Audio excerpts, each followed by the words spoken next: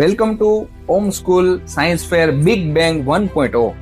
આજે આપણી સમક્ષ એક ડેમ મેનેજમેન્ટની કૃતિ લઈને આપણી સ્કૂલના વિદ્યાર્થી આવી ગયા છે.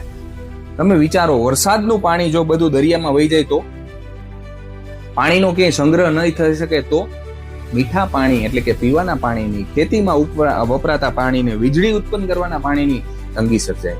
તો આવું સુંદર મજાની વ્યવસ્થા ડેમ મેનેજમેન્ટનો પ્રોજેક્ટ આપણી સમક્ષ લઈને આવ્યો છે. ડેમ એ માત્ર દિવાલોનું બાંધકામ નથી, પણ એક જળ સંગ્રહ પ્રણાલી છે. કેવી રીતે પાણીનો સંગ્રહ થાય છે અને કેવી રીતે એ જેમ જરૂર પડે એમ પાણી છે એ છોડવામાં આવે છે, આજે આપણે નાનકડો એવો ધૈર્યરાજ આપણે સમજાવશે. ચાલો આપણે જોઈએ.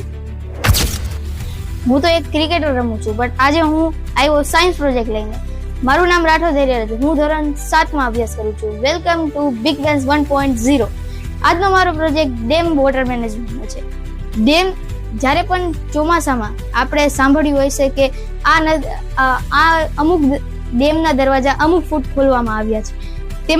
તેના ઉપર આ પ્રોજેક્ટ બનાવેલો છે. જ્યારે પણ ચોમાસામાં વરસાદ આવે છે ત્યારે આપણે જેટલું પણ પાણી હોય છે ધીરે ધીરે કરતું નદીઓમાં જાય છે, નદીઓમાં થાય છે. જ્યારે પણ ઉનાળામાં તેની તંગી ન પડે તે માટે ઉપર ડેમ બનાવવામાં આવે છે. આપણે ડેમમાં જ્યારે પણ પાણી ઓવરફ્લો થાય ત્યારે ડેમના દરવાજા ખોલી અને તેનાથી પાણી ઓવરફ્લો થયેલું બહાર કાઢવામાં આવે છે, પછી પાછા ડેમના દરવાજા બંધ કરવામાં આવે છે. મેં પ્રોજેક્ટ બનાવ્યો એનું તમને થોડી જાણકારી આપીશ. મેં અહીંયા એક મોટર નાખેલી છે, તેમાંથી પાણી જઈને પાછળ મેં એક પાણીનો સોર્સ રાખ્યો છે જ્યાં પાણી સ્ટોર થાય છે. ત્યાંથી પાણી આવીને અહીંથી નળીમાંથી પાછા બહાર આવે છે અને તેની સાયકલ ચાલતી રહી છે. Thank you.